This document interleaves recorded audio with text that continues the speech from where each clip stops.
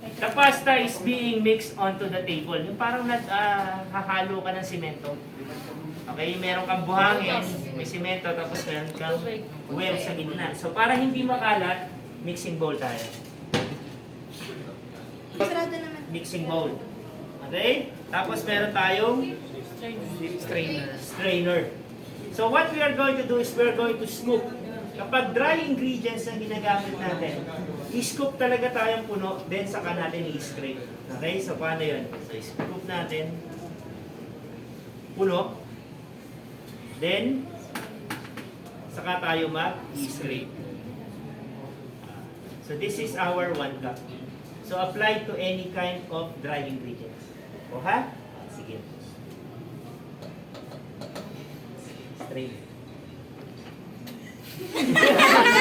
Hoy,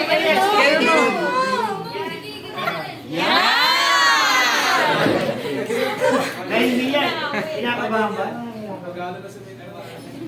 Nakahalo ka ng simento, di ba?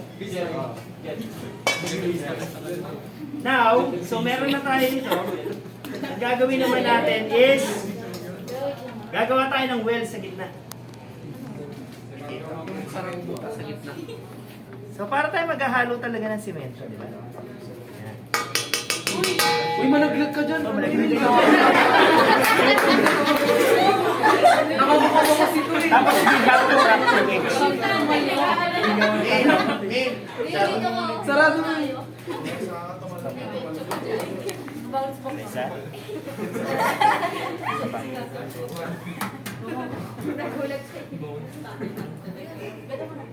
Kunin mo yung nilagyan. Yung mga na yun. Yung galit ka. Ayaw pahuli.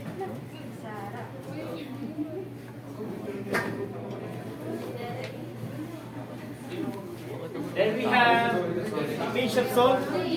So what we do is we sprinkle. So yung una, we dredge it.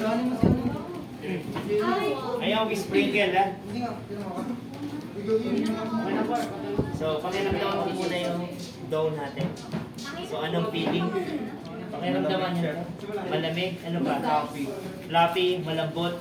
Okay, so ito yung dough natin. Ito yung itsura niya. Padot-dot, padampi. So, the first thing na gagawin natin is ipa-flatten natin siya.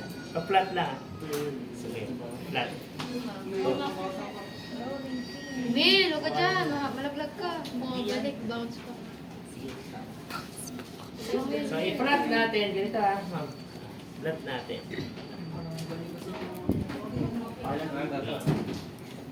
Yan.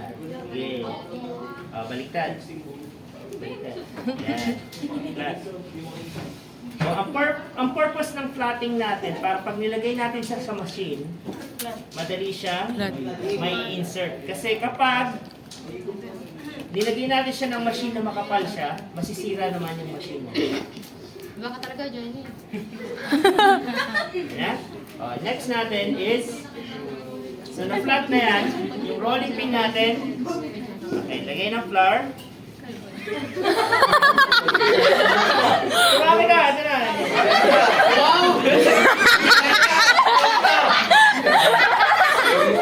Sabi ko na, Jenny! Jay! Jay!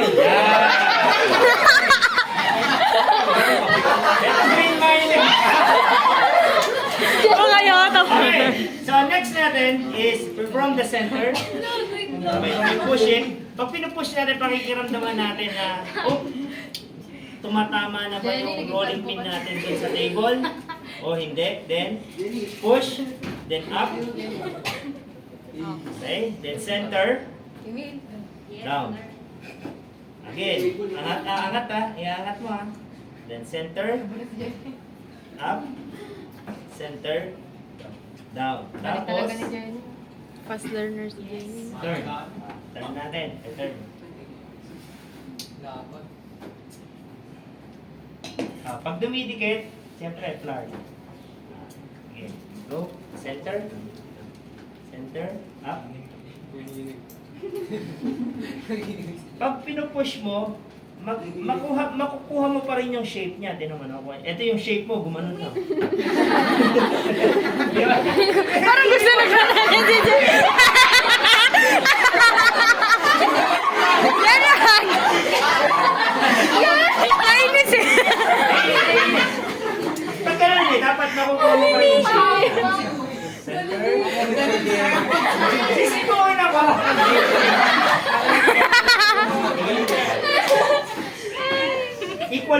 natin. Ayan. Okay. Sige, ganun pa rin. Ayan. So, hard ka pero gentle pa rin. Kasi nararamdaman mo ba yung pasta? Di ba? Paano yan, sir? Pag ganyan na. O, sige. Ayan, makukuha na natin. Diba?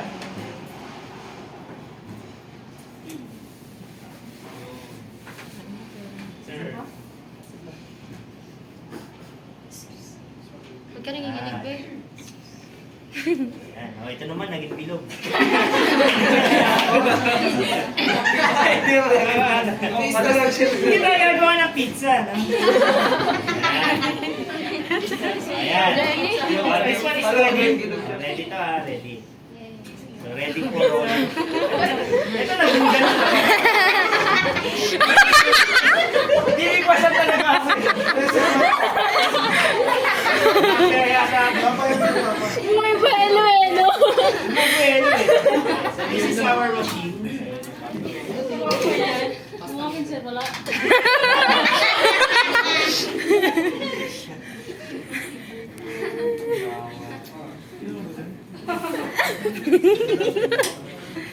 Oh, unahin natin yung kay JC. Relax ka lang dyan, nood ka. Okay. So, yung pasta machine natin, so meron tayong increment na 2 to 9. Okay, 2 to 9. So, ang gagawin natin is from 2, 4, 6, 8. So, ganun kanipis siya. Even numbers tayo. 2, 4, 6, 8. So, what do I mean by 2, 4, 6, 8? Ito, meron naka-groove na numbers. Nakita mo? So, pag nililitan natin siya, lalakihan, ipupull mo siya, then, pupunin mo yung number niya. Ito yung number. Saka mo ibabalik. Okay? So ingat. 4. Pull. 6. Pull. 8. So, ngayon, punta tayo sa number.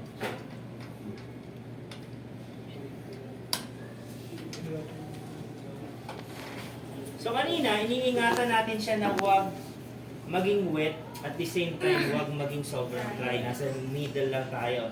Now naman, mag-overdusting tayo. Hindi pwede siyang hindi dry. So kailangan dry. So overdusting. Okay. The same with this. So we dust. Ako muna. Be careful and gentle. So, gentle tayo. So, papakain natin siya, number 2. Malalay. Then, sa loob. Sa ilalim. Ha? Number 2. Again. Dusting.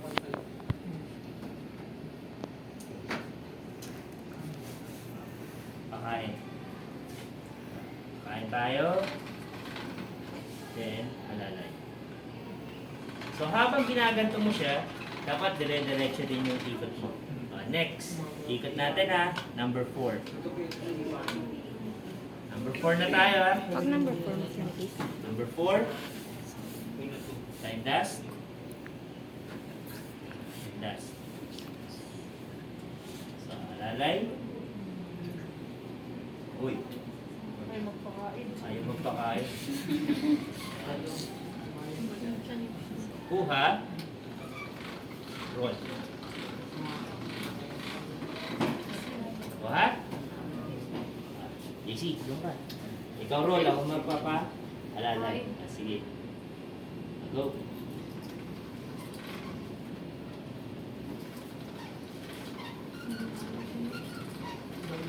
Sige. Sige pa. Yan, tumatama. Yun. So kapag nagpapasta kayo, huwag kayong matakot na. So talagang gamitin mo yung arms mo. Gamitin mo yung arms mo. O ha? Isa pa. Gamitin mo yung arms mo ha. Sige. Sige. Sige. Rolyo. Habang minirolyo mo siya, hihila mo lang. Yun. Lapag dito. Next. Dusting. Number 6. Sige, lipat. Number 6. Ready? Mahaba na to ha. Okay, close. Sige. So, mararamdaman niya yan, titigas yan. Tumitigas yung...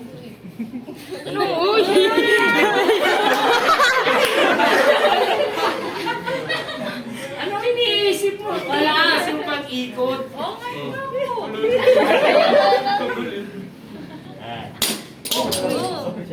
Mahaba na ha. Isa pa? Number 6. Number 6 na. Isa pa. Sige. Jenny, palda mo na yan. May? Sige, gamitin mo yung arms mo. Arms ang gamitin mo. Huwag yung palad. Yeah. Balikat. Number 8. Number 8. Para siyang mapuputol. Dust with flour.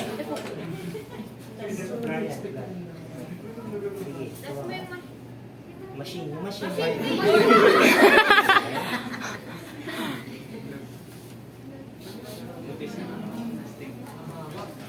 May napara mabay na mesa niya. Sige, wag na. Hindi kasi sa naman. Ang mahaba! Sakit sa akin na nasa upo. Sige. Go ah. Manipis yan ah. Sige, dire-diretso lang yung ikot. Dire-diretso yung ikot. Dire-diretso yung ikot. Sige, diretso lang yung ikot. Diretso lang yung ikot. Hila. Sige, diretso yung ikot. Oh my God. Diretso. Tulog ka, Jenny. Umilang ka. Sige, diretso. Diretso. Sige, diretso. Angas.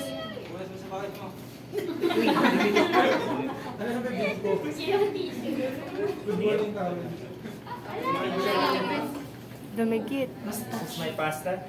Wow. Uy, wag mo Sige, ako na lang kami. Go, Jenny. So this is our lasagna sheet. Ay, lasagna. Haba. Saan ka punta? Damon. Score?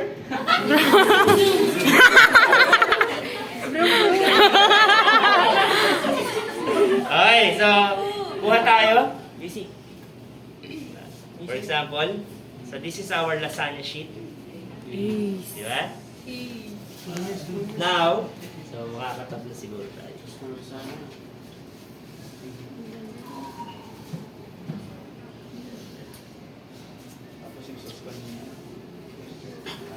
Now, kapag gumagawa tayo ng, for example, ravioli, yung fresh ravioli, gagawa niyan, yung mga fillings, lalagay muna dito. Then afterwards, yung cover. Pag na-cover na, saka siya magka-cut. So, for the sake of demonstration, so, kuha lang tayo ng mga trimmings natin. For example, so, ito yung trimmings natin, halimbawa. Ito yung filling natin. Filling natin is spinach with cheese and mushroom. So, lagay natin dito. Parang dumplings. Okay? So, i-close natin siya. And afterwards, i-close natin siya ng fork. Fork natin. Ravioli po siya. Ravioli, tawag dito. Sa master chef. Okay, so this is our fresh ravioli.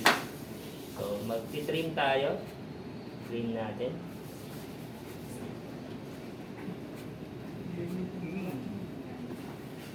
Ito yung sample ravioli. Ayan tayo. Okay? Okay. Next naman, alam niyo yung botay? Minsan gumagawa sila yung ribbon. Butay. Diba? So, mapipress lang sila.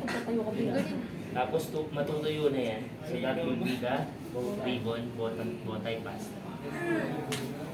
Ribbon butay. So, next, ito yung lasagna sheets natin. Ito yung lasagna, di ba? So, Next naman, ika-cut naman natin siya. So, we have attachment dito. So, normally this is fettuccine and linguine. Tingnan natin.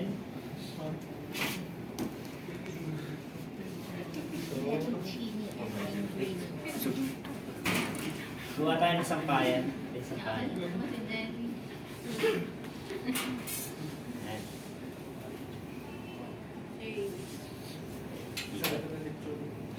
Fettuccine muna. Heavily dusted. Natin ha.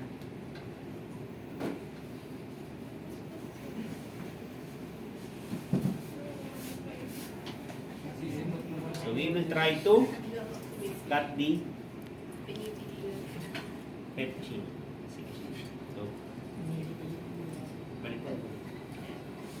Abangan mo. Sige. Baliktad.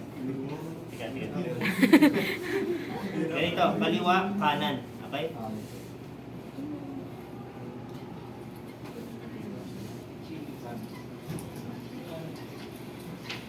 Amazing.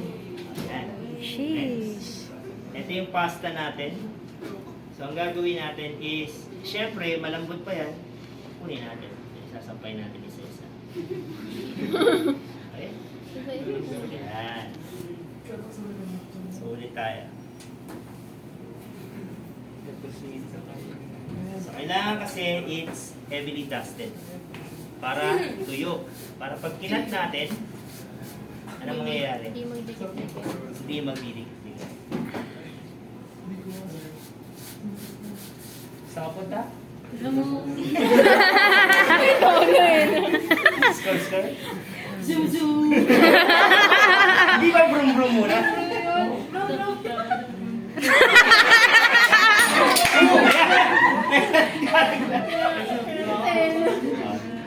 Alam pa ni siya.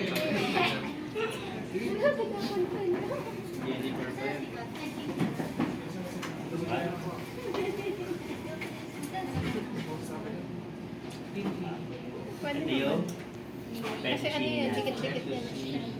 That's the fettuccine. Okay lang na magkakaroon. Para hindi dikit-dikit. Kasi hindi hiwalay ko.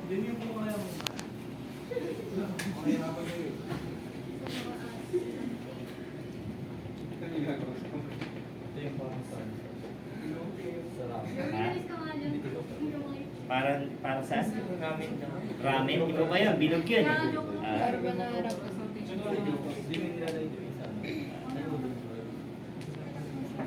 Next naman natin, manipis. Ito yung manipis.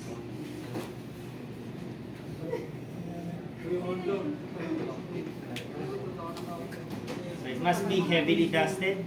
Natin.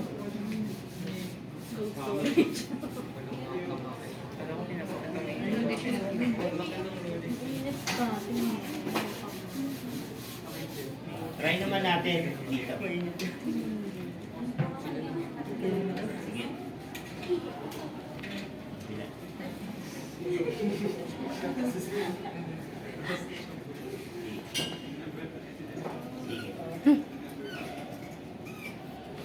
Ano yan? Sige.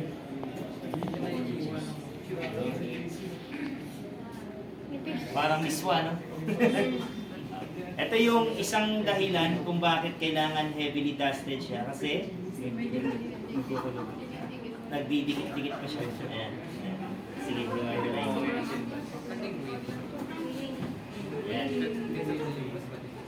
Hindi na yan, ha? Sige, hiwalay mo yan. Yan yung trabaho mo dyan. Yan ang trabaho mo dyan. Sige, hiwalay mo. Kaya mo yan. Malaki ka. Matanda ka. Yan, ikaw na. Hanggang maayo sa kanya. Paano man?